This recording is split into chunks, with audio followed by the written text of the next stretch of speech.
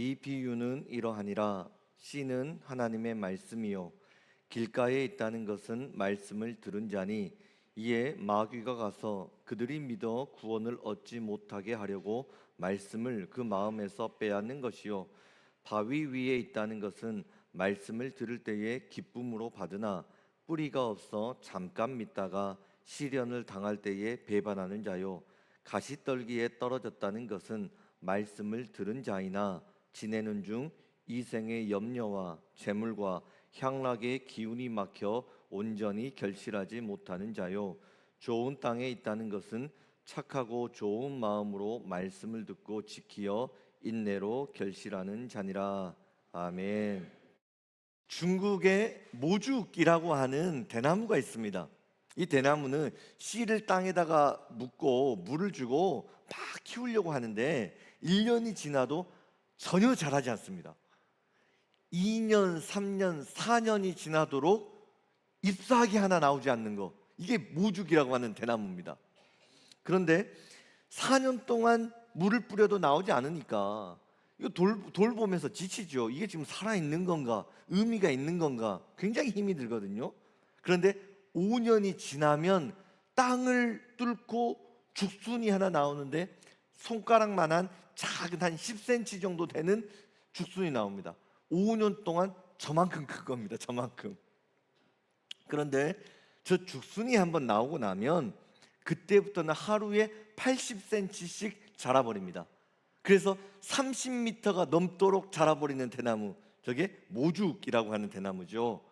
어떻게 저렇게 급성장을 하는가 식물학자들이 연구를 해봤더니 땅 속에 묻혀있는 5년 동안 땅 속 깊은 곳으로 뿌리를 내리고 있었던 겁니다. 5년 동안 뿌리만 내리고 있습니다. 얼마나 굳건하게 뿌리를 내려버렸든지 키가 30m가 넘어가도 넘어지지 않도록 그 뿌리를 다지는 시간이 5년이었다는 것입니다. 그 뿌리를 잘 다지고 나니까 순식간에 30m가 넘도록 자라는 대나무, 저게 모죽이거든요. 우리의 신앙도 그렇습니다. 기도를 하는데 변화가 없는 것 같아요. 말씀을 듣는데 열매가 없는 것 같습니다. 그러나 여러분 실망하지 말 것은 하나님은 열매보다도 뿌리를 먼저 만드시는 분이십니다. 믿음의 뿌리를 만드십니다. 기도의 뿌리를 만드십니다. 예배의 뿌리, 전도의 뿌리를 만드시는 분 하나님이십니다. 그렇게 뿌리를 잘 튼실하게 만들어 놓으셨다가 하나님의 때가 오면 30m가 넘도록 자라는 대나무처럼 순식간에 기적의 열매, 역전의 열매, 천국의 열매를 주시는 분 아버지 하나님이십니다. 겨자씨 씨앗, 눈에 보이지도 않을 만큼 너무나 작은 것 아닙니까? 그것을 땅속에 심고 물을 줘도 변화가 없는 것 같습니다. 바람을 맞아도 태양을 맞아도 변화가 없습니다. 그러나 하나님의 때가 되면 30배, 60배, 100배 쑥쑥쑥 자라나서 숲을 이루는 것, 이게 겨자씨 신비 아닙니까? 기도하지만 변화가 없어 넘어진 분이 있습니까? 예배하지만 새로울 것이 없어서 낙심한 분이 있습니까? 하나님은 자라나게 하시는 분이십니다. 뿌리를 내리게 하십니다. 열매 맺게 해 주십니다. 하나님의 때까지 포기하지 마시고 낭망하지 마시고 다시 한번 하나님 꽉 붙잡을 수 있기를 주의 이름으로 축복합니다. 하나님 붙잡고 나아가면 하나님의 때에 반드시 열매를 맺는 것입니다. 우리 예수님도 그러셨습니다. 예수님, 우리를 천국으로 인도하시기 위해 육신을 입고 이 땅에 오셨습니다. 하나님의 말씀을 전합니다. 복음의 씨앗을 뿌립니다. 그런데 이상한 것은요, 하나님이 말씀을 가르치는데 그곳에서 분란이 일어나 버립니다. 하나님이 기적을 펼치시는데 이 기적이 싸움의 도구가 되어버립니다. 제자들 마음 가운데 의심이 생겨납니다. 하나님의 아들 메시아가 오셨다고 하는데 왜 열매가 나타나지 않지? 왜 예수님 주변에 배신하는 사람들이 나오지? 왜 분란이 일어나지? 그 질문에 답변을 하시기 위해 오늘 예수님 씨 뿌리는 비유를 들려주십니다. 오늘 본문에서 씨를 뿌리는 농부는 예수님이십니다. 우리 예수님은 복음의 씨앗을 뿌리십니다. 믿음의 씨앗을 뿌리고 말씀의 씨앗을 뿌리십니다. 그리고 그 씨앗이 떨어지는 땅이 나의 마음이라고 오늘 본문은 기록하고 있습니다. 어떤 사람의 마음은 길가입니다. 어떤 사람의 마음은 돌짝밭입니다. 어떤 사람의 마음은 가시덤불이요, 또 어떤 사람의 마음은 좋은 천국의 토양이 되어 있습니다. 내 마음이 좋은 옥토가 되어 있으면 예수님이 뿌리신 이 하나님 말씀의 씨앗이 열매를 맺는다. 이게 오늘 본문의 내용입니다.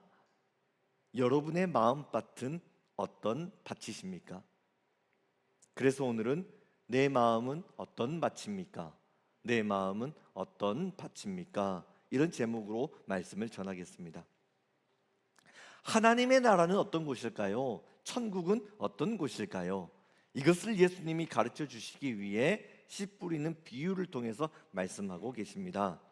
자, 농부가 씨앗을 뿌리는데 방금 말씀드린 것처럼 4가지 종류의 밭이 있다. 본문 기록을 합니다. 첫 번째 밭은 길가입니다. 길가. 본문 12절. 길가에 있다는 것은 말씀을 들은 자니 이에 마귀가 가서 그들이 믿어 구원을 얻지 못하게 하려고 말씀을 그 마음에서 빼앗는 것이요. 길가에 농부가 뿌린 씨앗이 떨어졌는데 길가에서 땅속으로 들어가기도 전에 새들이 날아와서 길 위에 있는 씨앗을 전부 다 먹어버립니다. 그리고 이 날아와서 씨앗을 먹는 새를 예수님은 마귀라고 하셨습니다. 하나님께서 이 시간 여러분 마음 가운데 말씀의 씨앗을 뿌리십니다. 그러나 마귀가 와가지고 그 말씀이 여러분 마음 가운데 들어가지 못하도록 빼앗아 버린다는 것입니다. 먹는다는 것입니다. 여러분, 논두렁길을 아십니까? 봄에 모내기를 할 때 농부가 이제 밭에다가 모종을 심기 위해서 밭 중간에다가 길을 하나 만듭니다. 흙을 쌓아놓고 수많은 사람들이 왔다 갔다 반복을 하다 보니까 길이 만들어져 버립니다. 지금 저 농부가 왔다 갔다 걷고 다니는 저 논두렁, 저것이 예수님이 뿌린 씨앗이 길가에 떨어졌다. 그게 저 논두렁을 이야기하는 것입니다. 저기다가 씨앗을 뿌려버리면 농부가 왔다 갔다 하면서 그 씨앗을 전부 다 밟아버릴 것 아닙니까? 그러면 씨는 뿌리도 내리지 못하고 죽게 되는 것입니다. 여러분, 내 마음에 떨어지는 하나님의 말씀의 복음이 내 마음이 좋은 옥토가 돼야 되는데 그렇지 않고 세상 사람들이 왔다 갔다 할 수 있는 길이 되어버리면은 말씀이 씨앗을 뿌리를 내리고 열매를 맺어야 되는데 하나님의 말씀 위에 세상의 염려와 걱정과 근심, 이 발길들이 왔다 갔다 하면서 말씀이 다 깨어져 버린다는 것입니다. 길가 위에 떨어진 씨앗, 예수님은 비유로 설명하셨죠. 그 당시에 종교 지도자들이라고 말씀하셨습니다. 예수님이 말씀을 전하는 곳이면 바리새인과 서기관들은 빠지지 않고 가서 예수님의 마음을 집중해서 듣습니다. 그런데 말씀을 듣는 것이 하나님을 믿고 천국을 배우기 위해서 말씀을 들었던 것이 아닙니다. 예수님에게 어떤 책망이 있을까? 저 말씀 가운데 어떤 오류가 있을까? 이것을 끄집어내서 비판하기 위해 집중해서 말씀을 들었던 것입니다. 예수님이 눈먼 사람을 고쳐주셨습니다. 죽은 자도 살려주십니다. 손이 말라버려서 아픈 사람들, 그들을 고쳐주셨습니다. 그런데 그 기적을 보고 나서 바리새인과 서기관이 와가지고 뭐라고 합니까? 안식일을 어겼습니다. 하나님을 믿는 사람이라면 안식일을 지켜야지 어떻게 안식일에 몸이 아픈 사람을 고쳐줄 수 있습니까? 잘못됐습니다. 틀렸습니다. 사람의 생명을 살리는 것보다도 안식일에 지켜야 되는 율법의 계명을 중요하게 생각했던 사람, 그들이 종교 지도자들 아니었습니까? 무슨 뜻입니까? 내 생각, 내 고집, 내 주장 내려놓지 않으면 하나님의 말씀 앞에서 길가 같은 내 마음의 밭이 뒤집어지지 않으면 길가가 되어버린다는 것입니다. 말씀을 듣고 이 말씀이 자라나야 되는데 이 말씀 가운데 예수님만 오시고 성령님만 오시고 은혜만 담아야 되는데 우리 인생의 농부가 되시는 예수님만 왔다 갔다 해야 된다는 것이죠. 그런데 그게 아니라 나의 생각, 감정, 세상에서 듣게 되는 여러 가지 부정적인 소식들이 자꾸만 내 마음속을 왔다 갔다 한다는 겁니다. 내 머릿속을 왔다 갔다 한다는 것입니다. 여러분, 유튜브를 보실 때도 봐야 되는 영상이 있고 보지 말아야 되는 영상이 있습니다.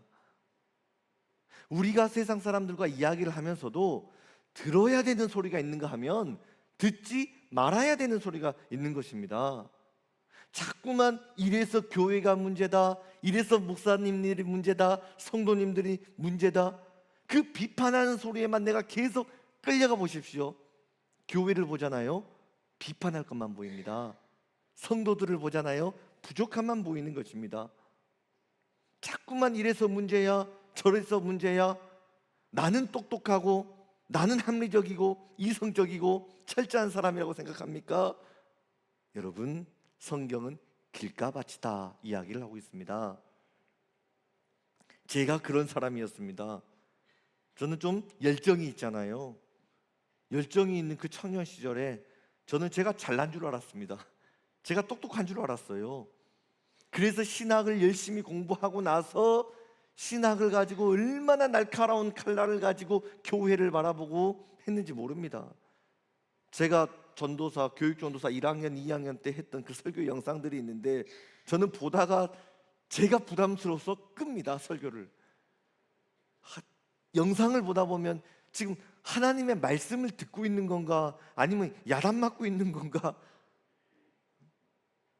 그런데 제가 예수님을 다시 만나고 십자가 복음을 다시 깨닫고 은혜의 영성을 깨닫고 예수 십자가 앞에 꼬꾸라져 보니까 내가 잘난 게 아니었어요. 내가 똑똑한 게 아니었어요.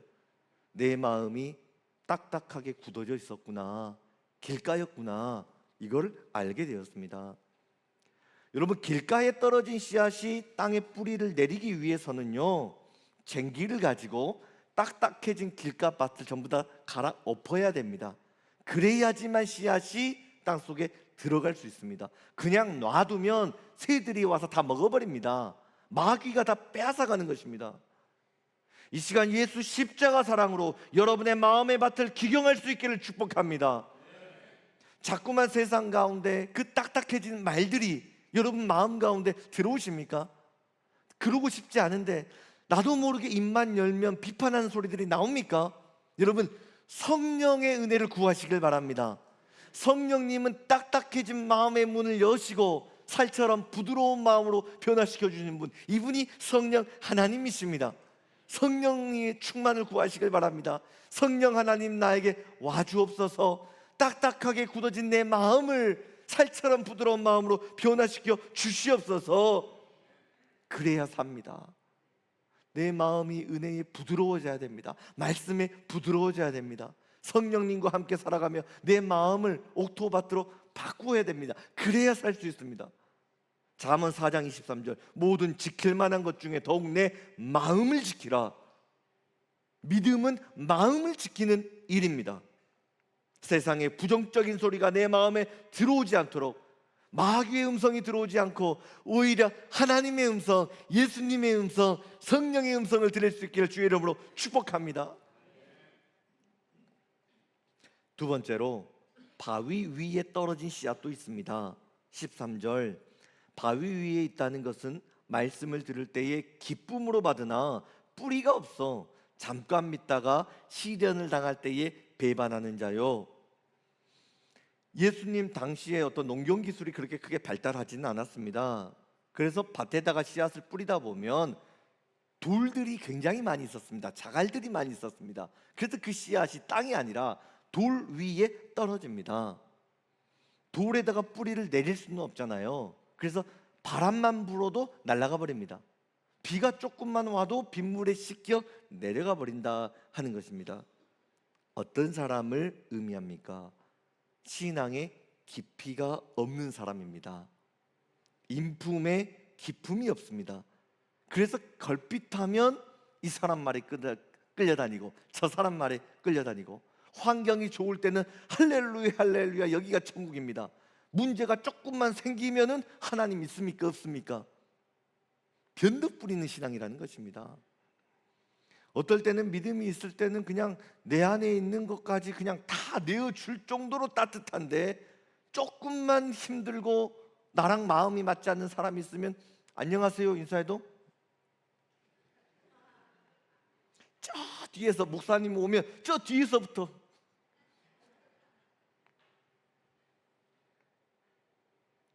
처음에는 교회가 되어와서 열심히 섬겨요. 그런데 3개월, 6개월, 9개월 지나다 보면 나랑 생각이 다른 사람들이 참 많이 있지요. 나하고 신앙 색깔이 다른 사람들도 많이 있어요. 그러면 대화가 안 되기 시작해요. 오해가 쌓여버립니다. 그래서 교회를 가니 많이, 예배를 드리니 많이 말하는 사람들이 있습니다. 돌밭 신앙이라는 것입니다. 여러분, 우리가 예수님을 믿을 때도 정말 복음을 만나야 되거든요. 예수님 때문에 교회를 다녀야 됩니다. 제 중학교 동기가 한 명 있는데요, 전혀 교회를 모릅니다. 전도를 해도 잘 마음에 안 들어가요. 제가 인천에서 목회를 하고 있으니까 어느 날 전화가 왔어요. 광주에서 고깃집을 하나 하고 있는데 전화해가지고 너 왜 인천, 전라도 사람이 왜 인천까지 가 있냐? 응? 그 뭐 목사 안수 받았으면 와가지고 내 고깃집 옆에다 교회나 하나 차려라 그래요. 전혀 몰라. 그냥 이걸 뭐 식당 차리는 것처럼 그렇게 생각을 하는 겁니다. 그래서 야, 왜 교회를 네 식당 옆에다가 하라고 하냐? 그러니까 자기가 주말에 보니까 교회에 사람들이 많이 왔다 갔다 한다는 거예요. 예배가 끝나면 딱 점심시간인데 너가 앞장서 가지고 성도들 데리고 자기 고깃집 와가지고 고기 좀 팔아달래요. 그것 때문에 전라도 와가지고 자기 식당 옆에다가 교회나 하나 해라, 그런 이상한 이야기를 합니다. 여러분, 디모데전서 6장 5절을 보면은요, 경건을 이익의 방도로 생각하는 사람들 때문에 다툼이 일어난다 나오거든요. 예전 번역을 보잖아요. 그러면 믿음 생활에 더러운 이익을 개입시키지 말아라, 이렇게 적어져 있습니다. 교회를 올 때에 순전한 마음을 가지고 와야지. 교회에 성도들 많이 있으니까 내 사업하면서 사람들하고 친해져 가지고 내 사업으로 사람들 끌어당겨야지. 내가 고깃집 하고 있는데 우리 성도들 지금 잘 해가지고 할 때마다, 회식할 때마다 우리 식당에 와가지고 고기 팔아 먹어야지. 이거 하지 말라는 것입니다. 그거 하지 말고 순전한 믿음으로 예수님을 믿으라 하는 것입니다. 물론 우리가 교회에 왔을 때 성도들이 물건 팔아주는 것도 있지요. 교회에 와서 하나님이 주신 축복도 있습니다. 분명히 있어요. 그런데 여러분, 이러한 축복은 하나님이 주시는 보너스의 은혜입니다. 덤으로 주시는 축복입니다. 그걸 감사함으로 받아야지. 장사를 한번 해보겠다고 교회를 오게 된다면 돌짝박 신앙이라는 것입니다. 자녀 입시를 위해서, 자녀 학업을 위해서 열심히 신앙생활 합니다. 봉사도 합니다. 봉헌도 드립니다. 될 줄 알았어요. 그런데 자녀가 입시에 뚝 하고 떨어져 버립니다. 다른 집 자녀들은 좋은 직장 취업도 잘 되는 것 같은데 우리 집 아이는 취업도 안 되고 기도해도 안 되니까, 하나님, 이럴 수가 있습니까?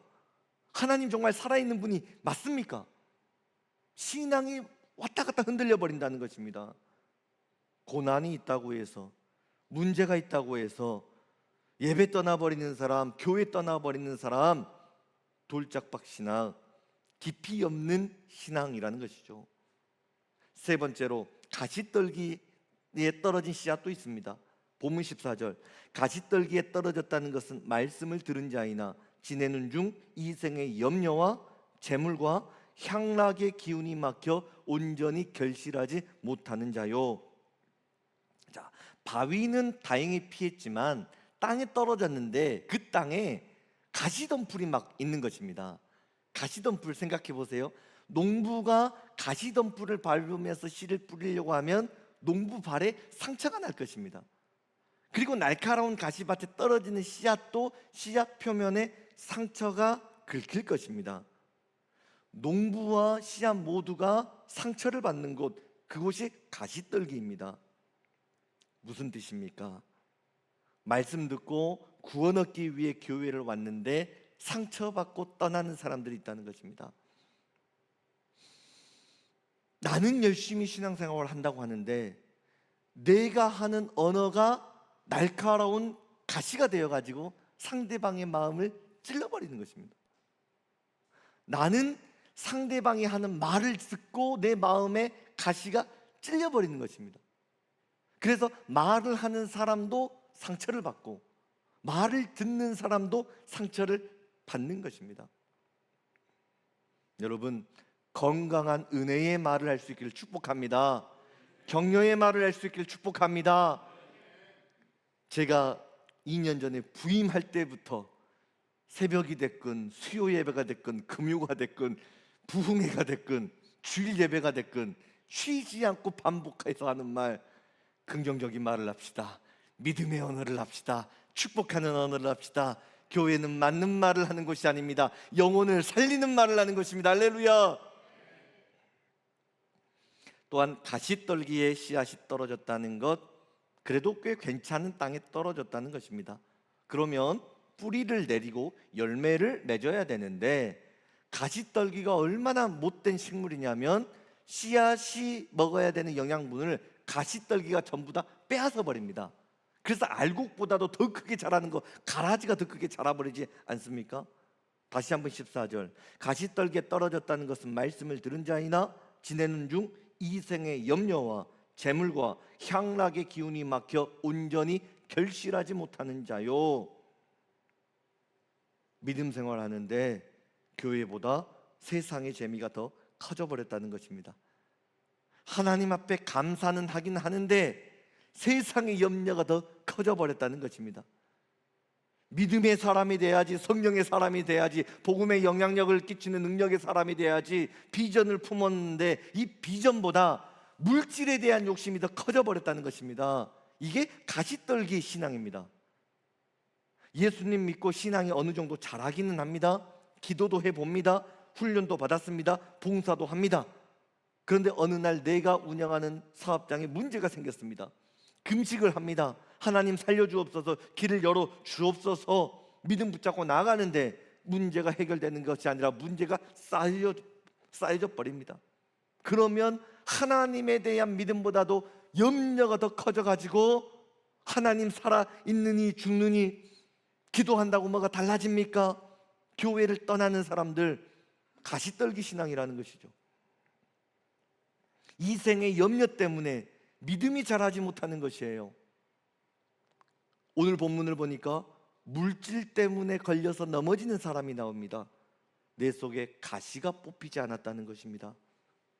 어떤 성도님은 정말 열심히 합니다. 믿음 생활도 잘합니다. 헌신도 잘합니다. 그런데 유독 돈 앞에만 가면 인색해진 사람들이 있지요. 물질 앞에만 서면 시험에 걸려 넘어지는 사람들이 있습니다. 여러분, 예수님 믿는 사람들은요, 돈을 잘 벌어야 됩니다. 거룩한 부자가 돼야 됩니다. 예수님 믿는 사람들은 성공도 해야 됩니다. 그러나 꼭 알아야 될 것이 있어요. 돈이 주인이 아닙니다. 돈의 주인이 따로 있습니다. 누가 주인이십니까? 하나님이 주인이십니다. 우리는 왜 돈을 벌어야 됩니까? 하나님을 잘 믿고 하나님을 잘 섬기기 위해 성공해야 되는 것입니다. 우리는 왜 거룩한 부자가 되어야 됩니까? 하나님의 자녀로서 복음의 영향력을 멋지게 펼치기 위해서 우리는 축복을 받아야 되는 것입니다. 우리는 왜 물질을 모으는 것입니까? 하나님이 주신 물질을 가지고 교회를 섬기고 예수를 알지 못해 죽어가는 영혼들을 살리기 위해 우리는 성공해야 된다는 것입니다. 그것을 위해 물질의 축복이 필요하다는 것, 여러분, 이거 우선순위가 깨져버리면 안 됩니다. 이거 깨지면 진짜 큰일 납니다. 이게 깨져버리면 하나님이 주신 물질 때문에 오히려 넘어질 것입니다.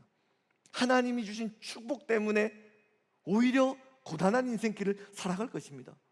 이 우선순위가 너무나 중요해요. 그래서 예수님이 말씀하실 때 만몬신과 이야기를 합니다. 세상에 있는 모든 신, 하나님과 대적할 수 있는 신이 하나도 없는데 이 시대에 예수 그리스도와 싸워가지고 이길 수 있는 신이 한 가지가 있는데 그게 재물의 신이라고 했습니다. 물질이라고 했습니다. 돈이라고 했습니다. 여러분, 우선순위를 잘 지켜내야 됩니다.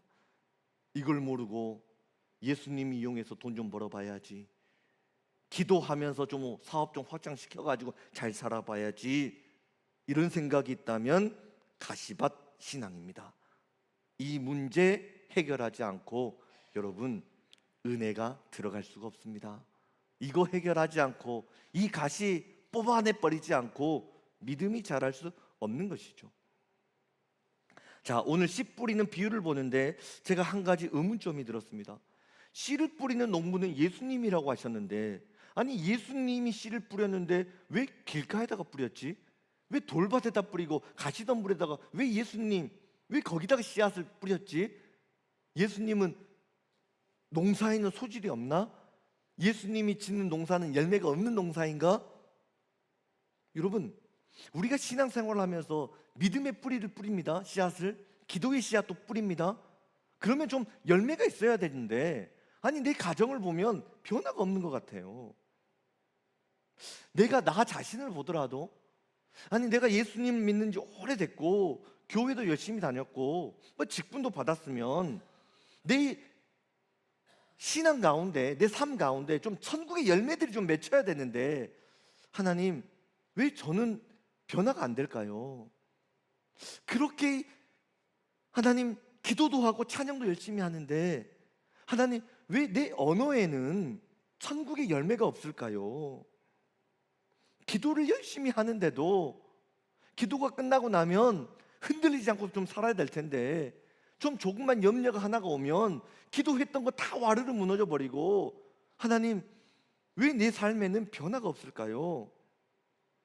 천국이 죽어서만 가는 곳이 아니라 이 땅에서도 하나님은 풍성한 천국을 누리며 살아가라 약속해 주셨는데, 제 삶을 보면 왜 기쁨이 없죠? 왜 감사가 없죠?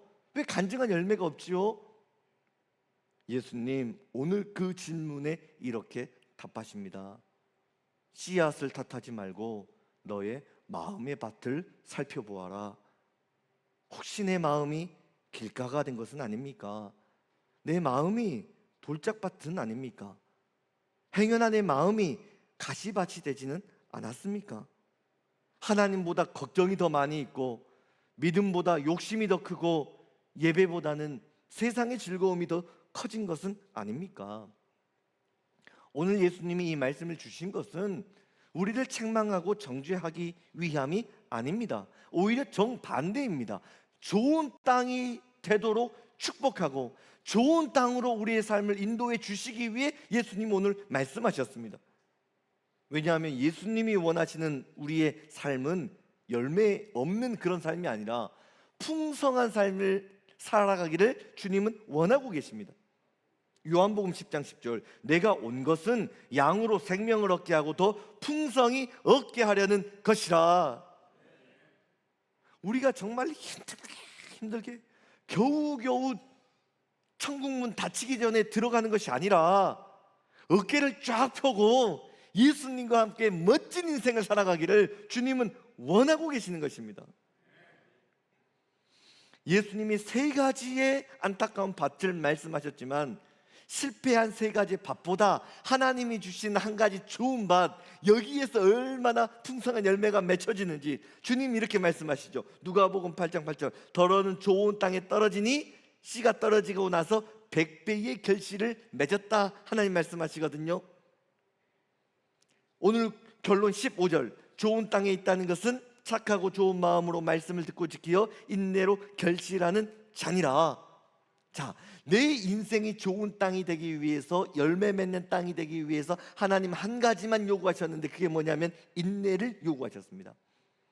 말씀을 붙잡는 인내, 기도를 포기하지 않는 인내, 순종을 계속 해낼 수 있는 인내입니다. 우리가 잘 아는 것처럼 열매라고 하는 것이 하루아침에 맺히는 것이 아닙니다. 땅 속에 묻힙니다. 땅의 무게를 견뎌야 됩니다. 어둠을 견뎌야 됩니다. 비바람을 견뎌야 됩니다. 뜨거운 여름의 태양열을 견뎌야 됩니다. 우리의 영혼도 마찬가지입니다. 어둠의 시간을 걸어갈 때도 있습니다. 비바람을 맞을 때도 있습니다. 그러나 포기하지 말고 성령의 단비를 받으면서 돌짝박 같은 내 마음 가운데 돌들을 뽑아내버리고 가시를 뽑아내는 것입니다. 그 과정을 계속 반복하는 것이죠. 그렇게 좋은 옥토가 되면 하나님의 때에 100배의 결실을 허락해 주십니다. 창세기 26장을 보면 이삭이 흉년의 때에 농사를 짓거든요. 자, 흉년이 찾아왔을 때 농사를 짓는데 어떻게 수확을 기대할 수 있겠습니까? 아무것도 상식적으로 기대할 수 없는 상황입니다. 그러나 성경에 놀라운 구절이 있습니다. 창세기 26장 12절, 이삭이 그 땅에서 농사하여 그 해에 100배나 얻었고 여호와께서 복을 주셨다 기록합니다. 성경에서 100배의 능력을, 축복을 받았다, 이것은 사람이 주는 열매가 아니라 하나님이 주시는 완벽한 축복을 의미하는 것입니다. 하나님이 만져주실 때, 성령님이 복을 주실 때, 하나님이 역사해 주실 때 100배의 결실은 나타나는 것입니다. 사랑하는 우리 예본 가족 여러분, 예수님은 오늘도 우리에게 묻고 계십니다. 풍성한 삶을 살고 싶습니까? 열매 맺기를 원합니까? 이 땅에서도 천국의 백성으로 승리하기를 원하십니까? 그렇다면 씨앗을 의심하지 말고, 말씀을 뿌리는 예수님 의심하지 말고 나의 마음의 밭을 살펴보아라 말씀하십니다. 성령 안에서 좋은 땅이 될 수 있기를 축복합니다. 하나님의 때에 하나님의 은혜가 여러분의 삶에 100배의 열매로 나타나게 될 것입니다. 우리가 잘 아는 어거스틴이라고 하는 젊은 청년이 한 명 있었습니다. 술에 빠지고 쾌락에 빠지고 이단에 심취하고 하나님을 떠나 삽니다. 그 어거스틴의 어머니 모니카가 십수년 동안 아들을 위해 기도합니다. 그러나 아들 변화되지 않습니다. 더 방탕한 삶으로 나아가 버립니다. 그때 한 목회자가 와서 모니카에게 말합니다. 어머니의 눈물 절대로 땅에 떨어지지 않습니다. 자녀는 눈물의 어머니의 기도를 먹고 자라납니다. 포기하지 마십시오. 어머니 모니카 끝까지 아들을 위해 기도합니다. 결국 어거스틴이 예수님을 만나고 회심을 하게 되었습니다. 그리고 서방 기독교 신앙의 틀을 세웁니다. 지금 우리가 예배드리고 있는 이 신학의 기초를 세운 사람이 어거스틴입니다.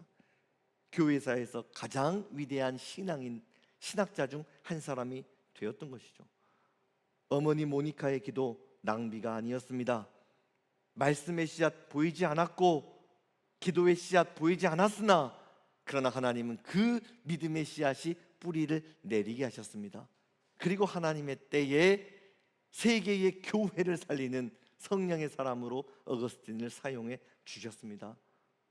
여러분 가정에 자녀들을 보면 눈물이 납니까? 가정을 보면 한숨이 나옵니까? 사업장을 보면 땀을 흘려 일을 하지만 거둔 것이 없어 넘어진 분이 계십니까? 믿음의 씨앗, 말씀의 씨앗, 기도의 씨앗 뿌려지기만 하면, 그리고 옥토를 만나기만 하면 반드시 열매를 맺게 될 줄로 믿습니다. 그러니 여러분 절대로 포기하지 마시고 다시 한번 믿음을 새롭게 할 수 있기를 축복합니다. 기도의 씨앗은 열매 맺습니다. 예배의 씨앗도 열매를 맺습니다. 전도의 씨앗도 열매를 맺습니다. 100배의 결실로 축복해 주실 그 주님을 바라보며 다시 한번 달려갈 수 있기를 축복합니다. 기도하겠습니다. 하나님 아버지, 이 시간 말씀의 씨앗을 우리 마음 가운데 뿌려주셔서 고맙습니다. 감사합니다. 성령 하나님 우리 가운데 임재하여 주셔서 굳어진 마음 부드럽게 하여 주시고 메마른 마음에는 은혜의 담비를 내려주셔서 하나님의 100배의 열매를 맺을 수 있는 좋은 땅이 되게 하여 주시옵소서. 기도의 씨앗을 심고 인내의 씨앗을 심었지만 맺은 열매가 없어서 낙심한 성도가 있습니까? 하나님, 겸손하게 이 시간 말씀 주시는 하나님의 마음을 헤아리게 하여 주옵소서. 하나님의 온전한 다스리심이 우리 교회와 가정과 우리 성도들의 삶 가운데 강력하게 나타날 수 있도록 주여 함께하여 주옵소서. 예수님 이름으로 기도드립니다. 아멘.